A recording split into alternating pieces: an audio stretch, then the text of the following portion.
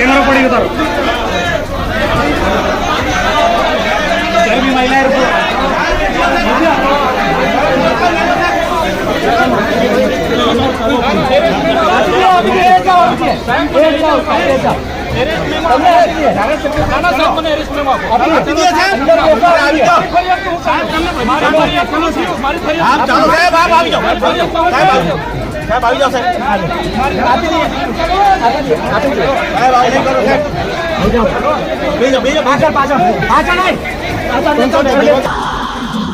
માન્ય આમ આદમી પાર્ટીના ધારાસભ્ય ચેતરભાઈ વસાવા જ્યારે આજે સંકલનની મિટિંગમાં તાલુકા સંકલનની મિટિંગમાં ઉપસ્થિત હતા અને એમણે તાલુકા સંકલન મિટિંગમાં જે મનરેગા સહિત જેટલા પણ ભ્રષ્ટાચારો થયા છે એના એમણે પ્રશ્નો ઉઠાવ્યા, સવાલ કર્યા, તો ભાજપના કેટલાક કાર્યકર્તાઓ અને નેતાઓ જે ખરેખર સંકલનની મિટિંગમાં અપેક્ષિત પણ નથી એવા લોકોએ એમની ઉપર હાથાપાઈ કરી.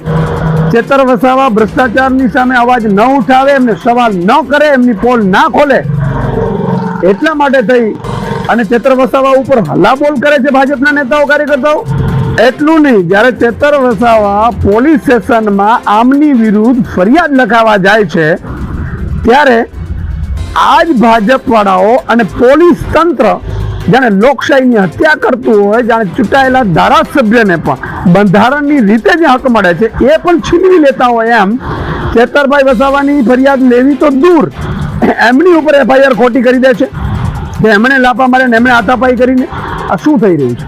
એટલું નહીં, આ પોલીસ ચેતરભાઈને એના પરિવારને કે એમના વકીલને પણ મળવા નથી દેતી, સીધા જિલ્લા મથકે લઈ જાય છે. આ કઈ પ્રકારની લોકશાહી? ભાજપ આટલી તાનાશાહી કરી દઈ છે. ભાજપને એટલું અહંકાર આવી ગયું છે કે બાબા સાહેબે આપેલા બંધારણને ઘોડી નથી જવાની છે. આ ખરેખર આ લોકતંત્ર છે કે ઠોકતંત્ર છે ખબર નથી પડતી. ચેતરભાઈ વસાવાને અત્યારે મળવા દેવામાં નથી આવતા. ચેતરભાઈ વસાવાને ક્યાં લઈ ગયા છે, કોની સાથે લઈ ગયા છે, એમને વકીલને પણ મળવાની છે. શું ભ્રષ્ટાચાર સામે અવાજ ઉઠાવો?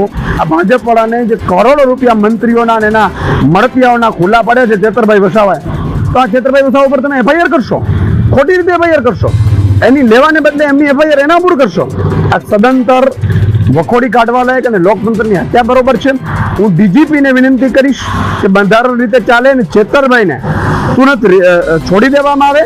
એટલું જ નહીં, ચેતરભાઈએ જે ભાજપના નેતાઓ એમના ઉપર હુમલો કરે છે એમની ઉપર એફઆઈઆર લેવામાં આવે, એમની ઉપર તપાસ કરવામાં આવે અને યોગ્ય કાર્યવાહી કરવામાં આવે. સાથે જે ભ્રષ્ટાચાર થયા છે એ ભ્રષ્ટાચારની પણ યોગ્ય તપાસ.